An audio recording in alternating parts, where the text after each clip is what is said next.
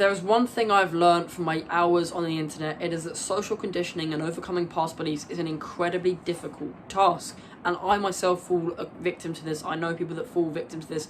They will see something on the internet and it's the first bit of knowledge they have on that specific topic, and it will take a ton of information the other way to actually be able to sway them to that view. An ounce of perception equals a ton of getting them to not believe that wrong perception. I don't know if there's probably an actual word for that, but I can't think of it off the top of my head. I read that phrase in a book.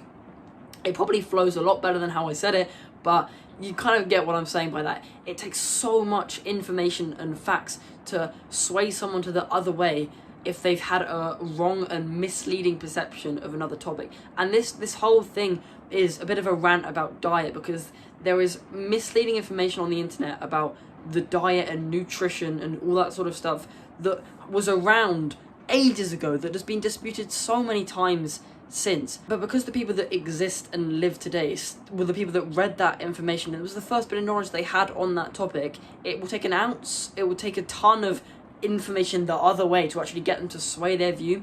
It's especially common with the sort of saturated fats, the cholesterol, polyunsaturated fats, and trans fats and all that sort of stuff. Those kind of arguments, sugar and refined carbs as well, these sort of debates and arguments that exist on the internet. Someone who read in the 1960s, 1970s, when scientific knowledge in this field, a lot of the stuff that associations and organisations put on the internet may have been misleading and wrong, either because the information that they'd received was wrong, or because they were paid off by some big massive company to make sure that the way that they said, like, sort of gave advice to people, the greater community, benefited their company and would have increased their profits. If you're watching this in America, you may have heard of a product known as Crisco. Crisco, when it was first introduced, was made up of majority trans fats, trans polyunsaturated fats. And now the company that made Crisco, Procter & Gamble, they paid off the American Heart Association to say that polyunsaturated fats were healthy for you rather than saturated fats and monounsaturated fats. They paid off people to say polyunsaturated fats are the healthiest type of fat that exists out there.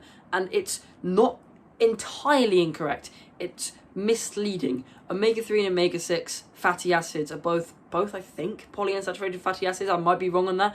Omega-3 might just be monounsaturated, but they are essential and you need them in your diet to be able to live. So it's not completely stupid to say that they're good for you in a weird sort of way. But the problem is that Crisco didn't really contain linoleic acid or alpha linoleic acid, omega-3 and omega-6 anyway, because it was made of trans fats, which is sort of a distorted structure of normal cis monounsaturated and polyunsaturated fats.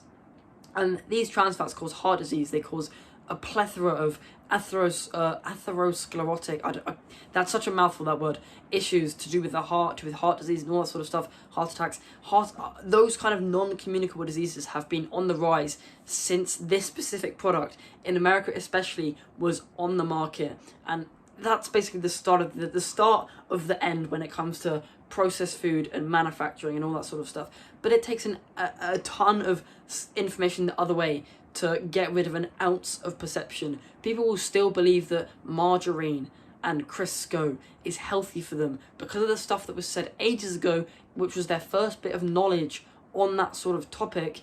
And it's so hard to stop people from believing those kind of messages. Another example with Crisco and the American Heart Association is cholesterol. The American Heart Association, which genuinely pisses me off, they said that consumers should limit their egg consumption to 2 eggs per week. I have 2 eggs every single day, and what annoys me the most is that dietary cholesterol, and there's a lot of cholesterol in the egg yolk because it's probably necessary for, if the egg was used to make a chick, cholesterol will be a good nutrient for them to have.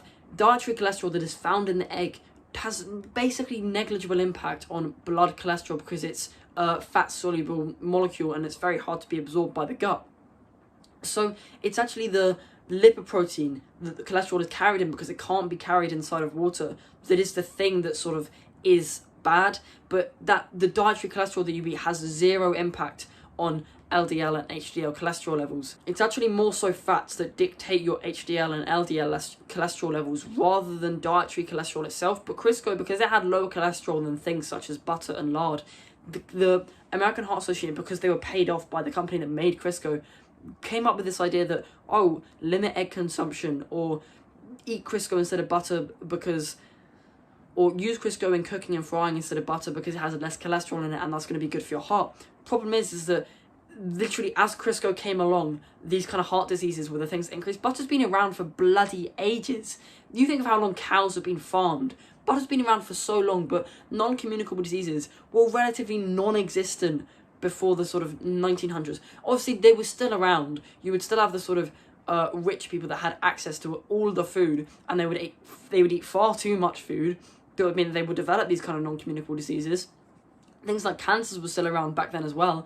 But the problem is that the non-communicable diseases are now more common than infectious diseases than they were like 100, 200, maybe even years ago, which is just an absolutely insane statistic to me. Another really potent example for me of a ton of information the other way, like trying to get rid of an ounce of perception, is there was this YouTuber that I saw that was making a lot of shorts recently. They'd made long form content for like a year ago, and they hadn't uploaded anything in terms of long form recently. But I'd seen loads of shorts pop up on my feed. I don't scroll on shorts on my phone, but if I'm going on YouTube, sometimes the short sort of panel comes up on YouTube, which is really weird. There was this person that was going a lot against the norm and saying that polyunsaturated fats are more often than not good for you, and you should be eating more saturated fats. And because saturated fats were more common in the diet when we didn't suffer from things like heart disease and stuff like that, if wild correlation doesn't equal causation, all that sort of stuff, it's best to assume that we should probably avoid the things that we've been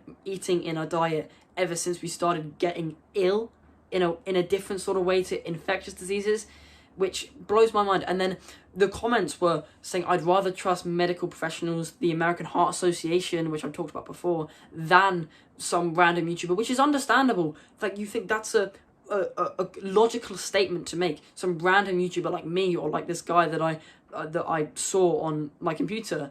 It makes sense, but the problem is that what this guy is saying is probably scientifically correct. And these medical associations, the American Heart Association, they don't really care about you over the money that they're being paid by Procter & Gamble or whatever, the company that's paying them off as. And that's just how the market works. That's how industry works, unfortunately. And it's sad that it has to be that way, but this is why I really think that scientific knowledge is such an important thing, because if you have the knowledge yourself, you can, when you see a company in the future say that, oh, this is bad for you, you're like, no, it's not, because I know it's not bad for me. They're just trying to trick the general idle consumer into not buying their competitor's product and buying their product because they said something that they thought was correct. And it's going to take a ton of information the other way, a ton of scientific information to actually get rid of that perception. So many people would prefer to sort of have the spreadable butters rather than actual healthy butter, even though butter contains so many more nutrients, micronutrients, not macronutrients, micronutrients,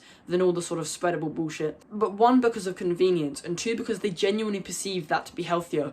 People will still continue to use the spreadable butters because, like, they just sort of, they can't fathom that butter's actually healthier because of the information that they've been given over the course of their lifetime. It is a very sad reality, because the common dietary knowledge that exists on the earth is that saturated fats are the devil, and polyunsaturated fats, even though in where they're most commonly found inside of like seed oils and inside of the spreadable sort of seed things, that's where they're more trans fats, so it's not even good for you anyway. And people will still think, oh, sugar's fine for you, but saturated fats, if I eat them, I'm going to die of a heart disease within a week, or whatever the hell, because sugar tastes nice, it's addictive, there's additives and stuff inside of it. And that's the whole ounce perception thing, because they've never been explicitly told. Because let's be honest, butter isn't the most nice tasting thing, but sugar is. So an ounce of perception from having lots of sugar and being addicted to it is going to take a ton of information the other way. But that's about all I wanted to say for this video. I just recommend not believing everything you see on the internet at first glance and taking it as fact immediately, because then it's going to take a ton of information the other way around and a lot of time wasted to actually make sure that you come to the right conclusion in the end. But with that, I recommend subscribing, because I love this community of young tribal people